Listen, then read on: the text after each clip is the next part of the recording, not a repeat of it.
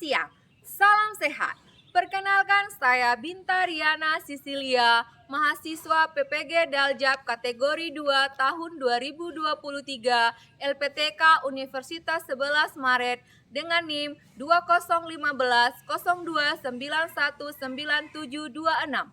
Pada hari ini, Senin 4 Desember 2023, akan melaksanakan praktek pembelajaran dengan tema bonus demografi dan dampaknya terhadap pembangunan di Indonesia. Selamat menyaksikan. Selamat siang anak-anak. Siang, Bu. Bagaimana kabarnya? Baik. Oke, semuanya luar biasa. Jadi pada hari ini kita bertemu lagi. Tapi sebelum kita mulai pembelajaran kita akan berdoa supaya pembelajaran kita hari ini diberkati dari awal, tengah, akhir nanti. Siapa yang mau memimpin doa? Ibu. Oke, silakan Ingrid. Untuk itu anak-anak ibu semuanya silakan mari kita berdiri ya. Sebelum berdoa kita menyanyikan lagu ini supaya lebih bersemangat. Siap? Siap.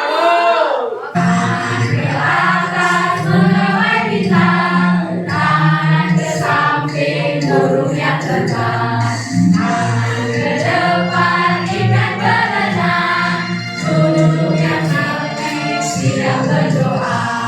Lakukan tangan diputar, gulung-gulung tangan digulung, burung melingkar di badan bunda, kanan kiri atas bawah siap berdoa. Kita bersatu dalam doa.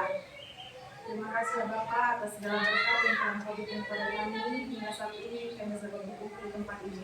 Ya Bapak, sebentar lagi kami akan mengadakan kegiatan kami yaitu belajar mengajar. Kiranya Engkau yang campur tangan dalam kegiatan kami agar lancar mulai dari awal tengah hingga akhir nanti. Siap. Kepada Ibu Guru hormat. Selamat siang, Bu. Apa kabar, Bu? Oke, memulai pembelajaran pada hari ini, Ibu mau melihat kehadiran atau mengecek kehadiran. Siapa yang tidak hadir? Tidak ada, Bu. Oke, tidak hadir ya. Berarti semuanya hadir. Oke, pada pembelajaran kita hari ini, jadi banyak yang kalian lakukan ya. Ada penilaian, ada diskusi kelompok, dan juga presentasi. Ibu harap nanti kalian bisa melakukannya itu baik sendiri maupun bersama kelompoknya dengan baik. Karena semua akan Ibu nilai. Ya, akan ada penilaian. Jadi sangat diharapkan untuk keaktifan ya. Oke, sebelum kita memulai pembelajaran, ada yang mau Ibu tanya ya. Oke. Indonesia dengan Singapura berada dalam satu kawasan. Betul ya? Betul. Kawasan apa? Asia Tenggara. Kawasan Asia Tenggara. Indonesia juga merupakan kawasan Asia Tenggara ya. Begitu juga dengan negara Singapura. Sekarang yang menjadi pertanyaan, apa yang membedakan antara negara Indonesia dengan negara Singapura? Siapa yang bisa menjawab? Silakan. Ayo Bu. Kania. Oke, kalau Indonesia itu dipimpin oleh presiden, sedangkan Singapura dipimpin oleh perdana menteri. Bagus. Dona. Indonesia itu Bu, negara maritim, sedangkan Singapura itu Bu, dia negara itu. Oke, Indonesia negara maritim, Singapura negara industri. Bagus. Siapa lagi? Gaby. Indonesia masih negara berkembang, sedangkan Singapura itu sudah negara maju. Iya. Indonesia masih negara berkembang. Singapura sudah menjadi negara maju. Siapa lagi? Iya, Peter. Indonesia terlalu banyak SDM-nya, sedangkan Singapura terlalu sedikit SDM-nya. Indonesia terlalu banyak SDM-nya, sementara Singapura masih sedikit. Ada lagi? Silakan.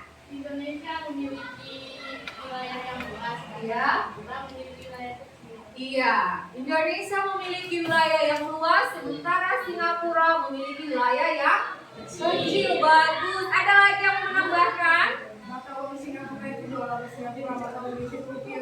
Iya, mata uang Singapura adalah dolar, sementara Indonesia adalah rupiah. Iya, oke ya. Jadi materi kita hari ini adalah tentang IPM dan bonus demografi. Ada yang pernah mendengar IPM? Indeks pembangunan manusia, Bu. Indeks pembangunan manusia. Bonus demografi? Belum ya? Oke. Tujuan pembelajaran kita pada hari ini menganalisis indeks pembangunan manusia atau yang disebut dengan IPM. Yang kedua, menganalisis bonus demografi. Jadi tadi yang kalian sebutkan bahwasanya Singapura itu adalah negara industri, Indonesia negara maritim. Singapura merupakan negara maju, Indonesia negara berkembang. Singapura mata uangnya dolar, Indonesia rupiah. Jadi yang kalian sebutkan itu berhubungan dengan indeks pembangunan manusia. Ya, indeks pembangunan manusia.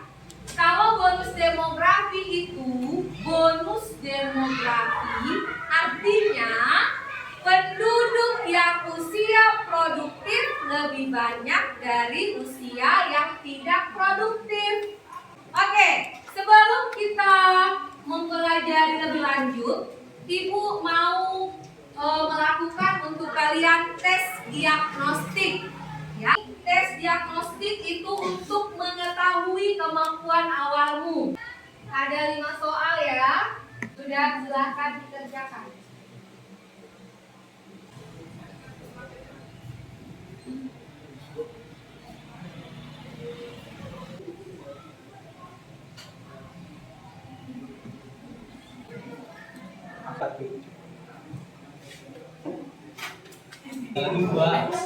Oke, sudah selesai ya? IPM itu adalah pengukuran perbandingan dari harapan hidup, melek huruf, pendidikan, dan standar hidup manusia. Kalau IPM-nya kurang dari 50, berarti negara itu atau daerah itu dikatakan rendah. Bahwasanya bonus demografi di Indonesia nanti akan terjadi pada tahun 2030. Bonus demografi, angka usia produktif lebih banyak dari usia produktif. DR itu dependensi ratio. Dependensi ratio ya. Usia produktif kali 100. Persiapkanlah dirimu menjadi manusia yang berkualitas. Silakan disimak videonya. Setiap tahunnya, jumlah penduduk di dunia terus bertambah. Data tersebut akan diketahui. Penduduk usia produktif adalah penduduk yang berada pada rentang umur 15 tahun hingga umur 64 tahun. Kondisi bonus demografi.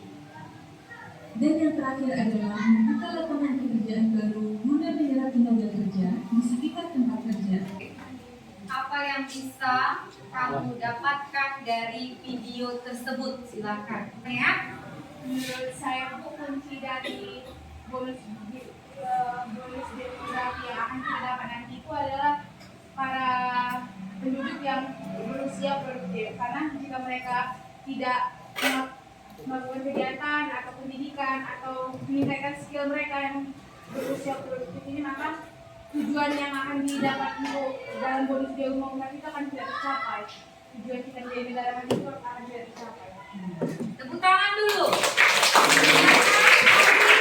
Salah satunya yaitu peningkatan sumber daya manusia. Karena pada masa itu produktif itu yang paling penting kan sumber daya manusia, dan pada saat masa produktif itu sumber daya manusia sangat dibutuhkan, yaitu yang tentang kayak apa yang didapat saat pendidikannya, apa penguasaan teknik yang didapat, jadi itu bisa dituangkan dalam pekerjaan. Jadi sumber daya manusia itu tidak terbuang dengan sia-sia, jadi pengangguran tidak banyak dan bisa jadi bermanfaat untuk kesejahteraan keluarganya gitu. Yang kedua, penguasaan teknologi. Jadi saat kita melakukan pekerjaan, kita juga harus bisa menguasai teknologi, karena dengan teknologi kita bisa mempermudah kerjaan kita. Jadi pada saat usia produktif tadi adalah masa-masa sangat penting dalam penggunaan teknologi. Jadi teknologi itu bisa kita gunakan dengan sangat baik. Jadi bukan teknologi yang menguasai kita, tapi kita yang menguasai teknologi. Oke, ini. Jadi ada 3 negara yang sudah berhasil di Asia ya, yang berhasil melewati masa bonus demografi, yaitu negara Korea Selatan, negara Singapura, dan juga negara Jepang. Ada lagi Kolose. Bagaimana Kolose? Saya cukup paham, Bu. Selanjutnya kita akan berkelompok ya. Ketua kelompok silakan membagi tugas temannya dengan bijaksana. Harapkan kalian bisa mengerjakan dengan baik. Oke. Ketua kelompok menjemput LKPD-nya. Dibaca apa yang menjadi instruksi 16/5 ya. Analisis apa upaya untuk menyelesaikan tersebut. Iya, masalahnya dan upayanya. Di sini, Pak.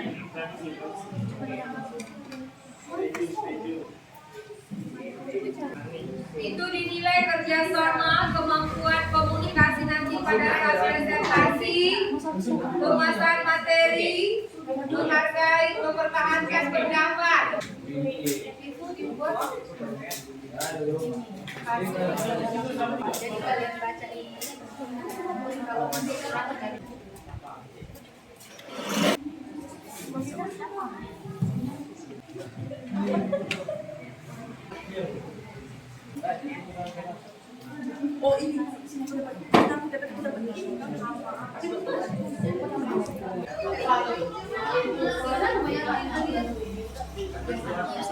kelompok Winnie dan teman-teman. Mari kita sambut kelompok Winnie. Dari kelompok 2 akan mempresentasikan hasil diskusi dari kelompok kami. Adapun masalah kelompok kami di sini adalah kepadatan penduduk Jakarta 118 kali lipat dari rata-rata nasional.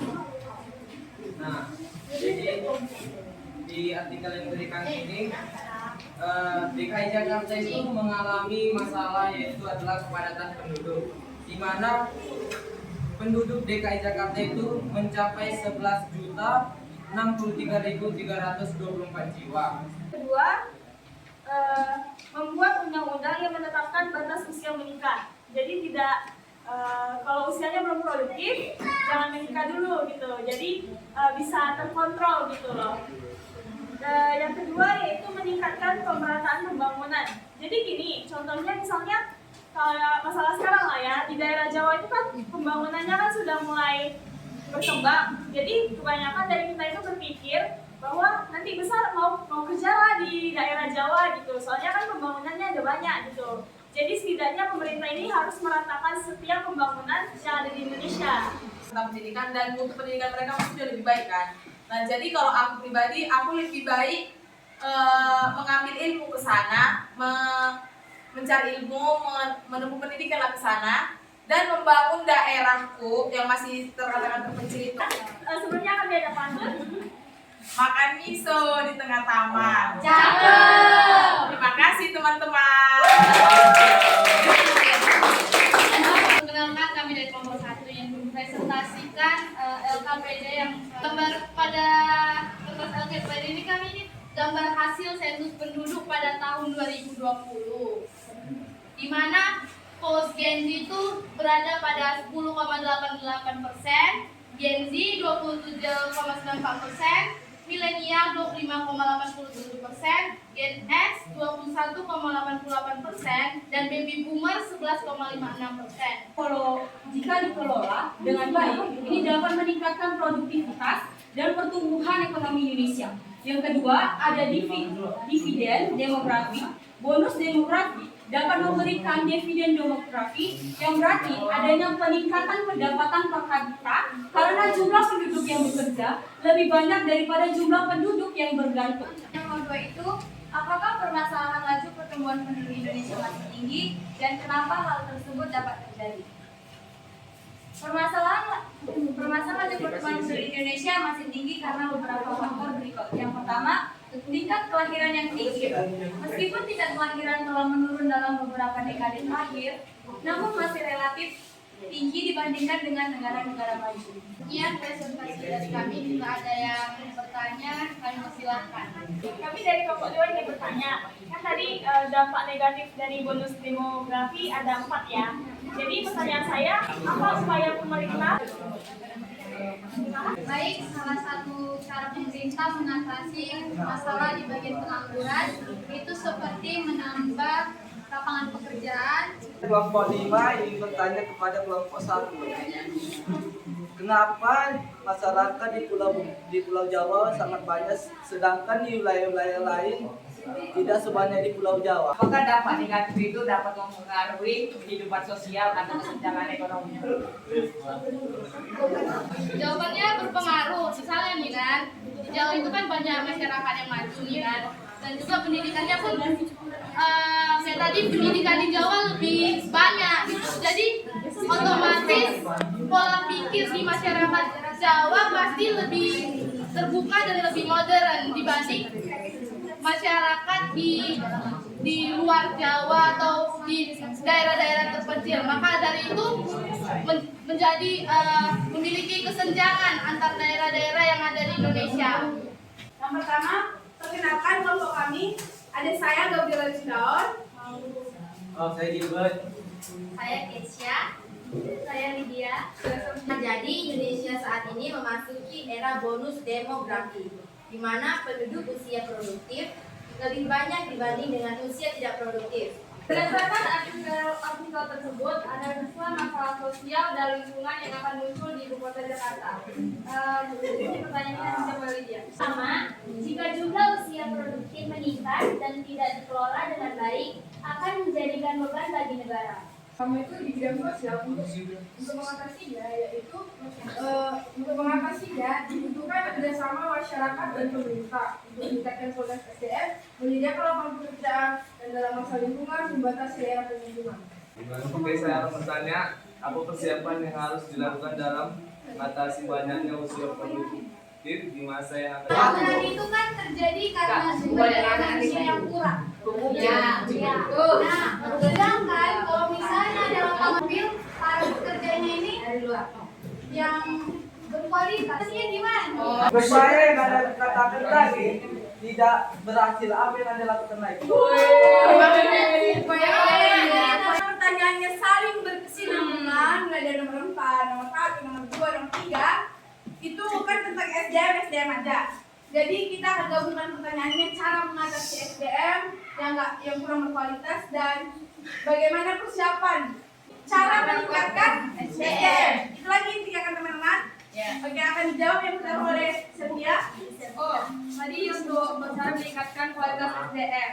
Yang pertama itu kan kita harus kasih dulu pendidikan, itu untuk segi dalam intelektual atau pengetahuan. Nah, setelah mereka mengetahui yang menguasai kemampuan secara teori, masuk ke skill atau pengaplikasiannya secara langsung, yaitu dengan melakukan pelatihan seperti yang tadi video tadi, melakukan dalam informasi, teknologi informasi, terus tata boga, tata busana, otomotif, dan lain sebagainya. Itulah caranya. Saya kayak tadi bilang memang dalam pendidikan ya sering-sering melakukan training, terus kayak kesehatan itu juga berkaitan sama SDM. Percuma orang pintar tapi kalau kesehatan mentalnya nggak sehat ya kan. Habis itu peran pemerintah sih lebih penting di peningkatan SDM ini. Bisa aja dengan cara pemerintah harus lebih sering mengadakan tentang seminar-seminar gimana sih cara menghadapi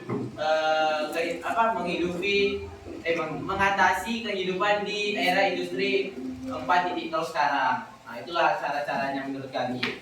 Terus yang kedua, mengurangi pengangguran di Indonesia. Nah, jelaskan oleh Kesia. Yang kedua, cara mengurangi pengangguran di Indonesia. Itu balik lagi ke nomor 1. Karena kan orang-orang itu kayak mencari orang-orang yang berkualitas kan. Suatu lapangan pekerjaan itu pastinya mencari orang-orang yang berkualitas, SDM yang berkualitas gitu. Jadi kayak nggak ada aja gitu, walaupun banyak lowongan pekerjaan tapi orang-orang nggak berkualitas, tetap aja nggak terima kan. Jadi balik lagi yang pertama, harus ditingkatkan dulu SDM-nya. Terus kalau udah ditingkatkan SDM-nya, barulah dibuka lagi lapangan pekerjaan. Gitu. Untuk yang terakhir pertanyaan Richard.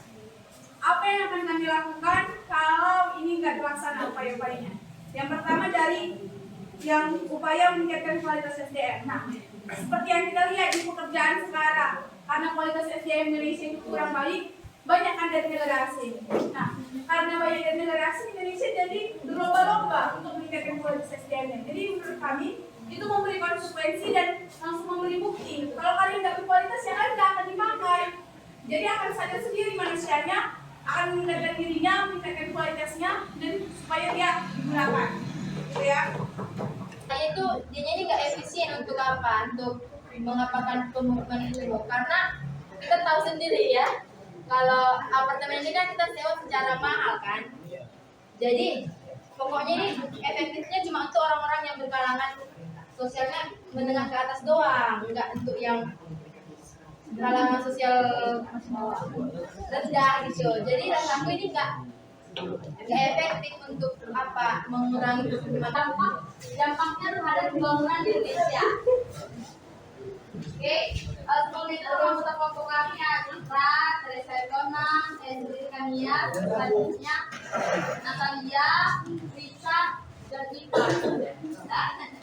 Jadi sebelum itu kita akan bahas dulu ya, apa itu bonus demografi. Seperti yang katakan tadi adalah bonus demografi adalah jumlah penduduk produktif atau rentang usia 15 sampai 64 tahun lebih banyak dibandingkan penduduk usia non produktif atau penduduk dengan usia di bawah 15 tahun atau di atas 64 tahun. Oke, selanjutnya.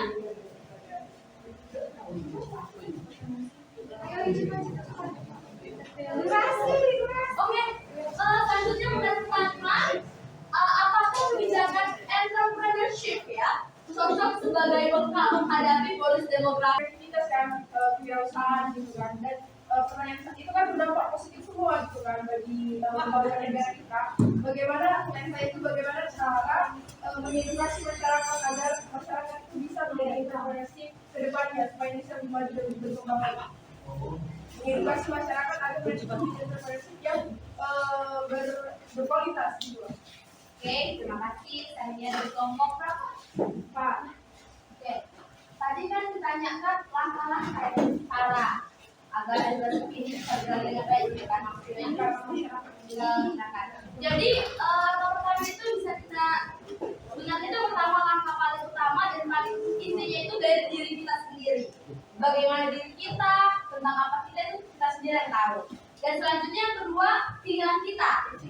Dan yang ketiga bantuan dari seseorang, dari masyarakat, dari pemerintah juga bisa dilakukan dengan cara seminar atau bisa juga dari internet juga banyak pengetahuan tentang bagaimana ada masalah atau berbisnis, kesejahteraan masyarakat, dan sedangkan diri sendiri juga bisa.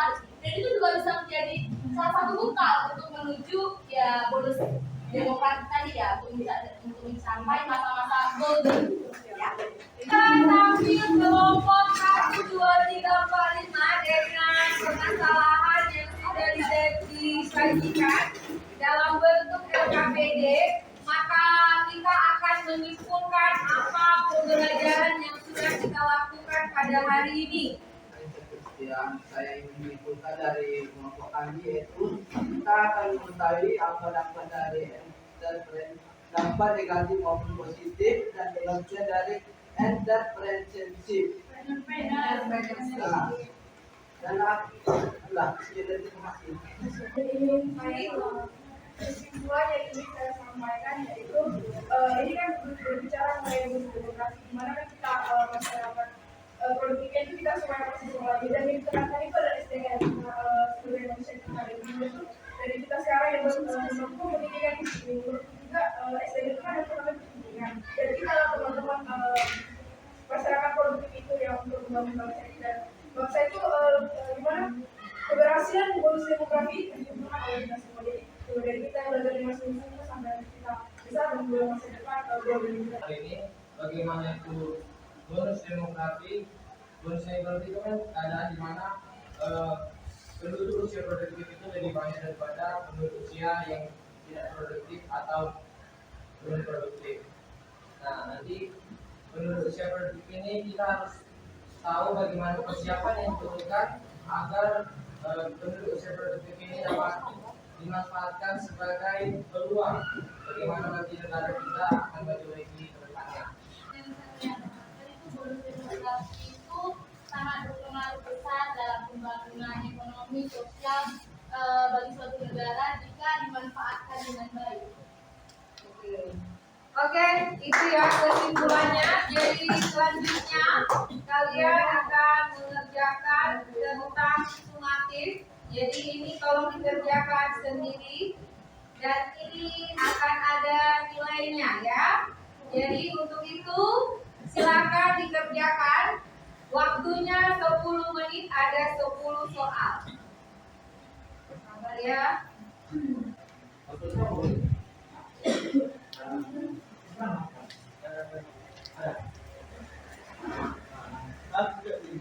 Silakan dikerjakan.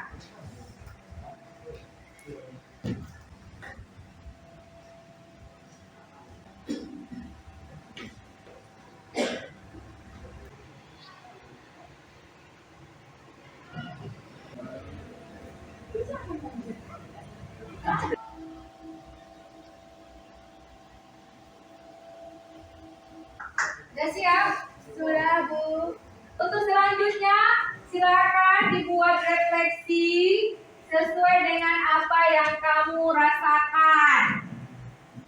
Ya, silakan diisi refleksinya. Kepala lebih panjang kan?